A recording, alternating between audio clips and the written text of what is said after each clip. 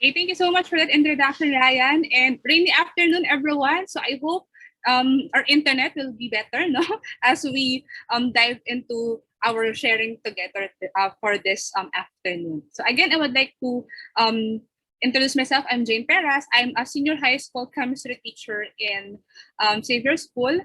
But I'll be discussing about, I'll give some sharing about what I know in social-emotional learning and then understanding ODL in the eyes of learners. So I'll try to make this sharing that I could also hear from your stories. I'm actually very excited to share some of what I know about this one, and then what I'm also excited to hear your stories because I know that this one is something that all of us can relate to because a lot of us probably were able to undergo online distance learning last year, and we have our own different stories on how ODL happened in our classes. And probably later on, as we move on, we could actually have some exchange of stories on our observations about our students, especially their motivation, the output, their performance, and how they view learning. Okay, so I think we can already all begin, but I would like to start this with a small question with kumusta ka? Okay, so I know that it has been one roller coaster of week, very crazy week talaga. No, we woke up last weekend na may earthquake pala, and then it has been how many weeks na sobrang rain. So I hope that all of you naman po are hindi naman naapektuhan po. Baka may bumaha po ba with your area or extensive raining. Even now in Bulacan actually sa amin medyo malakas pa rin yung ulan. So I hope that you're all staying safe and dry. And probably to even chunk this even more, let's just answer this in a form of this quick checkup. Okay, so quick checkup, how's my battery? So Wednesday pa lang po, pero kumusta na kayo yung ating level of battery? So from 5 being the highest, so chill pare. Okay pa yung battery natin. Or 4 kebs, medyo okay pa. 3, parang medyo sandali, parang hinay-hinay, parang paubos na ata yung battery. Or 2, nakakaloka, and then 1 deads. So sana po 1 yung lowest natin, wala pong low ba talaga or walang negative yung value. So just put in the chat box po kung kumusta ang ating battery for today. Afternoon na rin po, no? So baka pagod na rin tayo dahil yung iba po nagklase na in the morning or baka yung inset natin or sa bahay. Okay? Sige, let's see po. So medyo majority of what I can see in the chat box, 3, 4, okay. 4, okay. 3, okay. Parang wala pa naman nakitang nasa 2 or 1, yung medyo kailangan na mag-charge ng kanilang battery. Okay. Okay, so nako, mukhang I hope I can get really your energy for today, no? Because medyo ako feeling ko nasa gitna din ako 3 kasi medyo kinakabahan po ako. Medyo madaldal lang ako pero medyo kinakabahan na po ako. So hopefully, kung meron man dyan na baka nasa 2 or 1 na kailangan na mag-charge ng kanilang battery, hopefully we could find a time where we could actually recharge because it's very important, no? Not only to the batteries of our phone, because the power interruption anytime could happen because of the heavy rain, so we need to really make sure that we charge it, but also on our energy. As we know, that teaching can actually drains energy, and we are the one when we go in our classroom, even if our students felt na sila yung drained, sila yung they have those kinds of feelings, we should be the one to help them lift up their energy. Okay, so minsan it's actually very draining also. So we hope we could find those batteries fully charged. Okay, so I ask you po that question because it has something to do with what we're going to discover for today. Okay, so there is a very strong correlation between stress, anxiety, and learning according to the studies of Price and Duman. Okay, so especially now that we are in the pandemic, it's really like that. No? We really have a lot of contributor to stress, anxiety. Okay, and especially probably this one, we also noticed it with our students last year that they really had, it really affected also the kind of output that they could actually give. Okay, especially that our students, minors, they are more vulnerable, okay, to these kinds of setups because they have very few or very less opportunities or less coping mechanism. So in addition to this one, just a small science about how learning takes place. So usually when there's a chronic stress, anxiety, any unregulated emotion, it actually disrupts what they call neuroplasticity of the brain, because our brain is like a plastic. And when there is a new information, it will be encoded it in a part of a brain, let's say, for example, the MPFC or the medial prefrontal cortex, if we need to associate the new information with the prior knowledge. But if you don't need to associate it to a prior knowledge, it could just simply be encoded in another part of the brain called hippocampus. But what happens when a person is stressed or anxious or depressed? The activity or the encoding of the memory, the encoding of the information will not take place to MPFC because it is being disrupted. Okay? It will go always in the hippocampus, whether it needs prior knowledge or not. So how would that happen? So let's say, for example po, no, while we are teaching in a Zoom, especially ganito hapon na medyo nakakaantok, tapos bedweather po, di ba? So our students, let's say, for example, that when they go to our class, they feel stressed, anxious, like that. And they start to sit down and then start to listen to us. Even if they really want to listen, they really take down notes. They are listening to us, take down notes. But then, let's say, for example, we ask them, and then they can't answer. It's not because that they are not listening sometimes. It's not also because that sometimes they really don't get it. It's just because it was not encoded properly in their head. It doesn't make meaning. Okay? Because let's say that you need to associate it with your past lessons, but because they are feeling anxious, they are stressed when they go to our class, then it will be encoded in a different part of the brain that will not make the meaning. Okay? So it's not encoded properly. So sometimes even if we feel that we put so much effort on designing our lesson, ang galing-galing natin magturo, ang ganda-ganda ng design ng PowerPoint natin, or we feel that the activity is very effective, but sometimes we can't beat ourselves too much then. Because it may be that the students are subject in an environment that hinders for him to learn. Okay, he or she is in the environment that is not efficient for him to learn. Okay? Because and it's not their fault. It's not their fault to feel that way because those are some normal chemical processes in the body. So sorry po, lalabas ng pagiging chem teacher ko na konti. Because when we have, as let's say a situation, or let's say a trigger or a stimulus, okay, sometimes our body responds to it. And let's say that our response of our body to that, let's say it lowers our dopamine, it lowers our serotonin, those kinds of chemicals that affect emotion and affect the activities in the brain, then they can, and then it's actually difficult for them to really put in that situation. So, and sometimes it works, sometimes it won't. Okay? It's not always the time naman that they're actually being preoccupied by that. But there are cases that could be the case. So the next question po, then do we have something to control over that? Or can we do something about it? Okay? The answer there is that we can do something about it. Okay? We can subject our student, or let's say create an environment to our student that will help them develop ways on how they can respond to stress, anxiety effectively.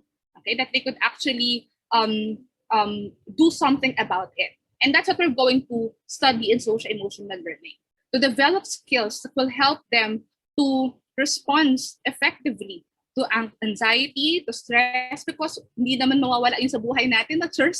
So it will always be there. But we also need to teach our students how they could use those skills effectively to overcome stress and anxiety. So again, let's just have a quick check-up po, no? So how's my class? So last year, I think some of you already finished also your online distance learning. Okay? I would just like to also hear from you, teachers. How was your class? So again, let's just make it a bit more simpler by ranking from A to R. What's the emoticon or emotion that best describes your feeling, or let's say the vibes that your class gave last year? And if someone some of you could unmute and then probably would like to share what are your observations with your kids last year, or if not, kahit i-type na lang po sa chat. Okay? So kumusta po yung mga classes nyo last year? You can just put it in the chat box from A to R.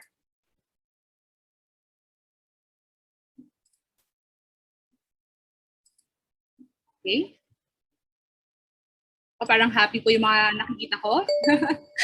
Fun po yung iba. Okay, thank you. Or probably if you would like to also share, no, one of the things that you see also, observe, especially yung behavior nila, their motivation, the output, the performance, you could also put in the chat box, no, some narrations or stories that you would like to also share us.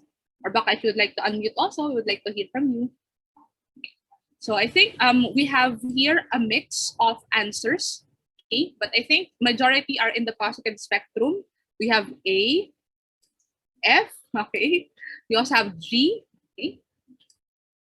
A and E, okay? L, E, okay. So keep it coming, watchers. So I'm actually quite happy to see that majority is in the positive spectrum. There are some who are on the opposite side, but that's okay. Okay, that's okay to feel that way, because actually if you're going to ask my class, or actually later on I'm going to share it, medyo gitna kami.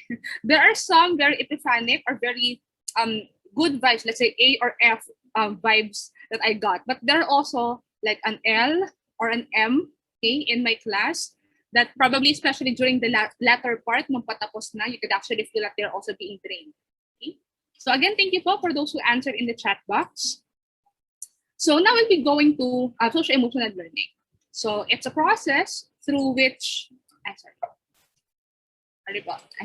it's a process through which students and adults acquire and effectively apply the knowledge, attitudes, and skills necessary to understand and manage emotions, set and achieve positive goals, feel and show empathy for others, establish and maintain positive relationships, and make responsible decisions. So that's according to Castle.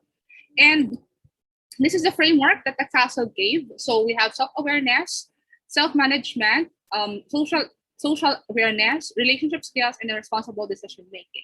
So all of this work together in order to, or the SEL, to see how our students' responses also.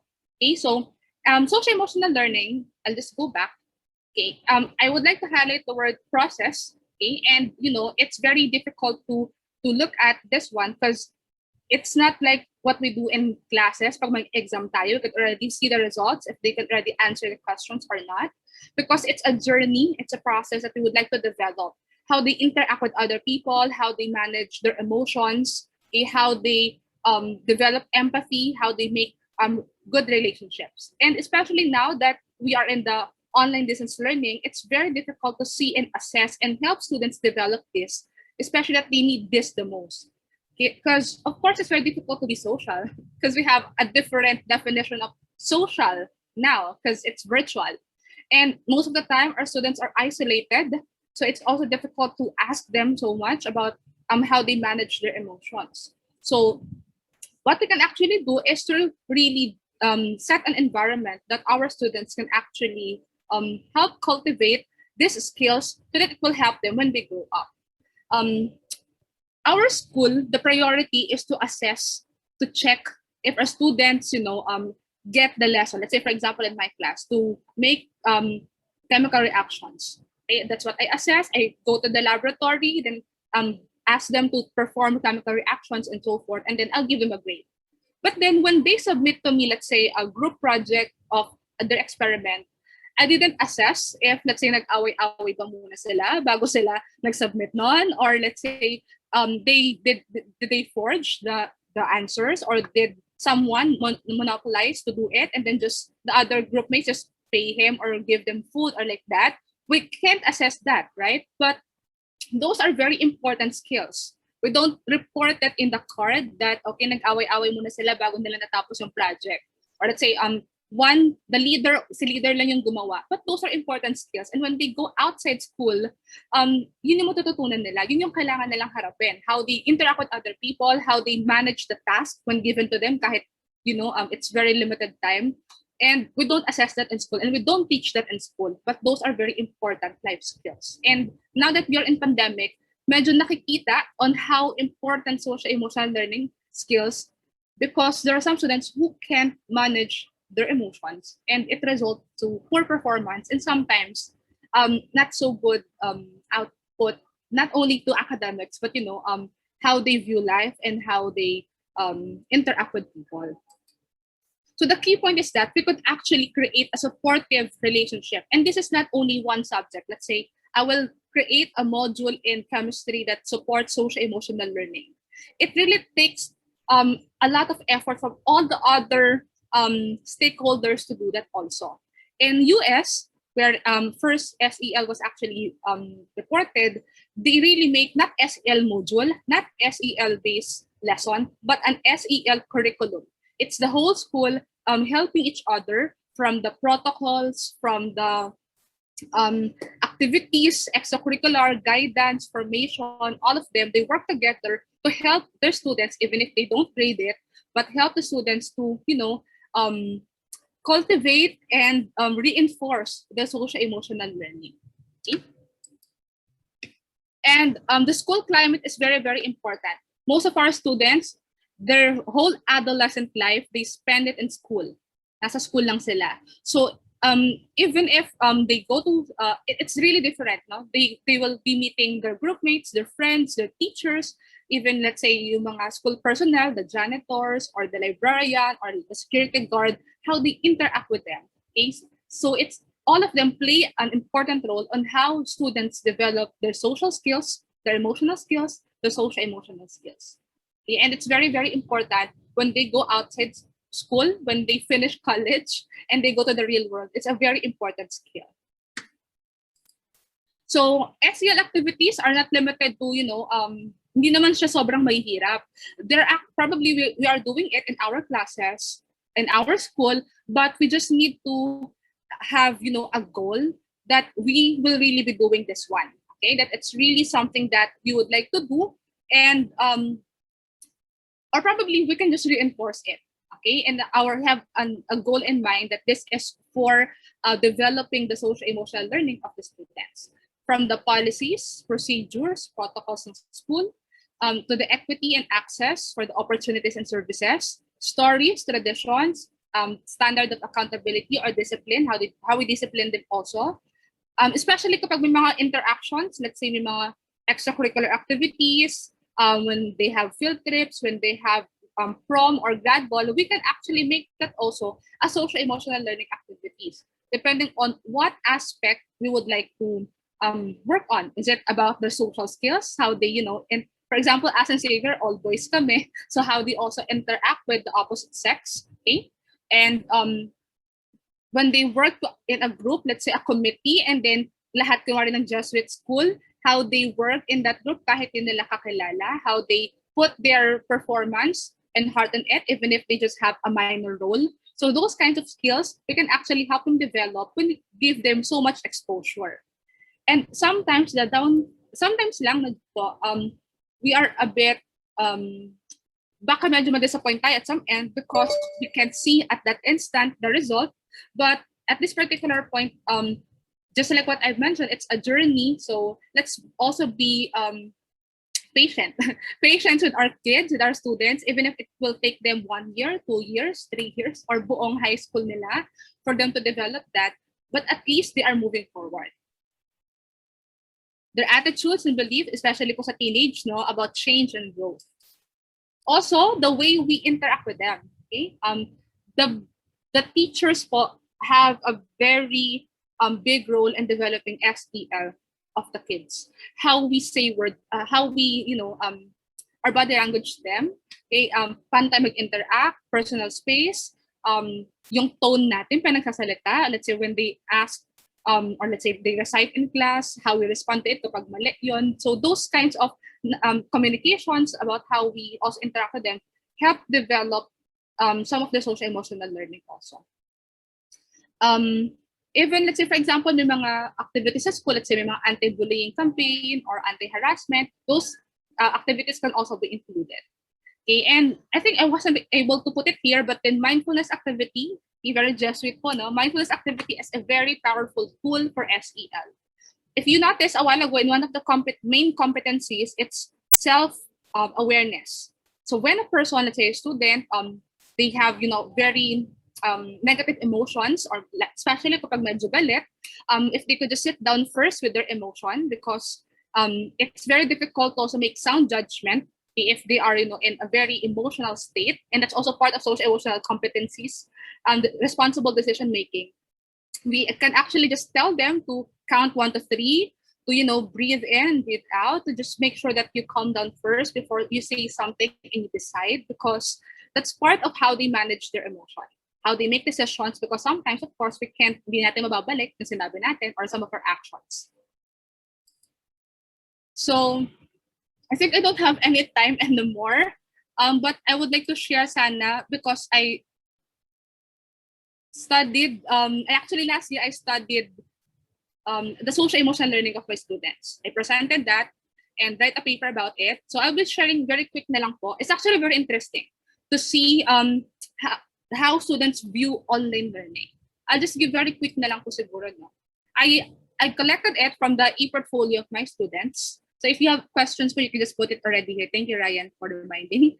Okay, para we could use it also in the sharing for today.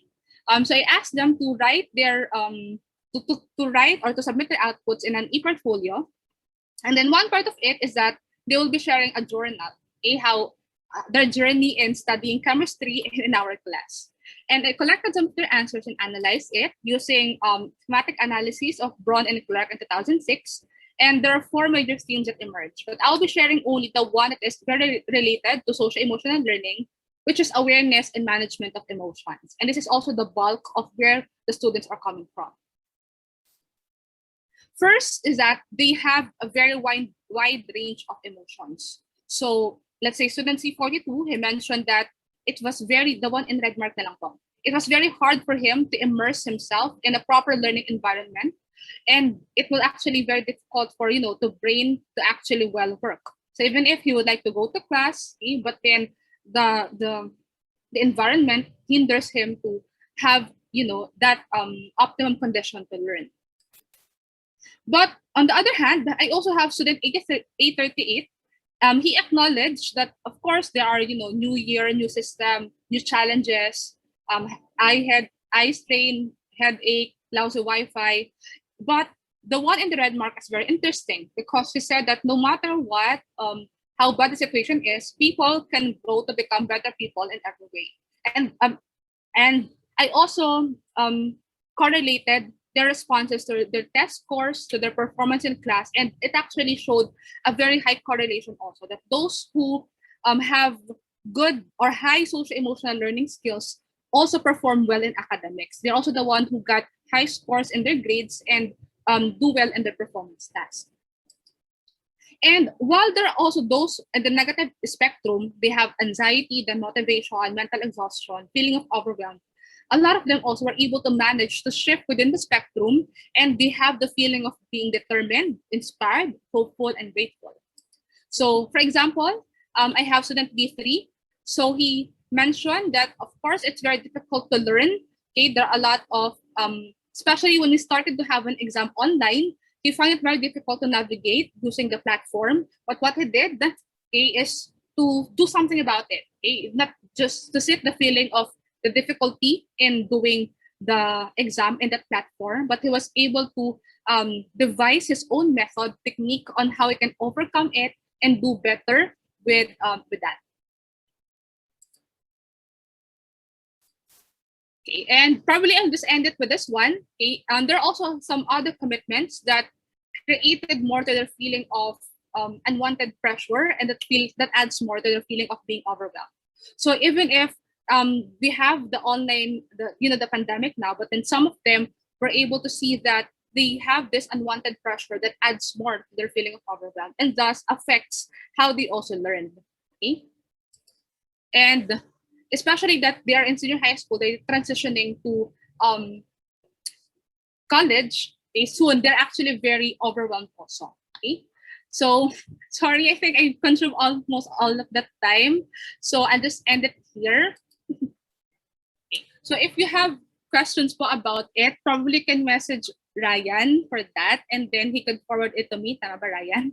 So if you have some questions about social emotional learning, but probably just to wrap it up, it's very important that we also look at the socio-emotional learning of our students because it affects on how they learn, their performance in class. And moreover, when they go outside school, when they go in the real world, it's actually a very important skill. And lastly, it's not only the student who has socio-emotional learning, it's also us teachers who have socio-emotional learning. And we need to also take care of our socio-emotional learning because we greatly affect our students. Okay, how, let's say, kung tayo mismo pagpasok natin sa classroom natin, mukha tayong pagod, mukha tayong something like that because we weren't able to take care also of ourselves, it will also affect our students. So we need to take care with each other's social-emotional learning. So, ayun po. Last na po siguro, according to Ms. Teresa Chavez, yes po, of course, the parents play a vital or important role also in developing the social-emotional learning, and probably what they show in classroom or in at home would be different. So the parents, thank you for this one, actually have a very big say and help on how they will help develop the social-emotional learning. Especially now po, that the role of the parents, I actually also have a separate study for that, is great also because the students now are at home. So whether they help the students in doing the homework or let's say during exams, we don't know what, diba? But then, or let's say they develop their students or their children to be responsible of their own things in studying, is actually a very great contributor on how we develop the social emotional learning of the students of their child. So yun po. Go Ryan, take it away. Thank you very much to Ma'am Jane, and the floor is now open for a few questions. You can unmute yourself or send it over to the chat and I can read it for Ma'am for you. Or baka may additional questions po? Or sharing, how did you view your online distance learning also in your classes last year?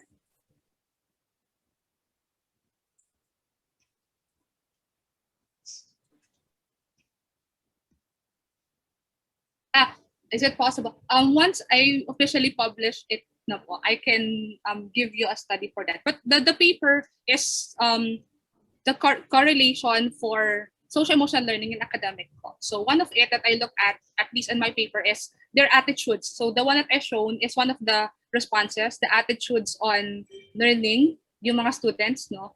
And later on, doing some calculations on how it affected really their results, their exams, and like that po. Once I officially publish it po, I'll share it to you po. I'll just publish it.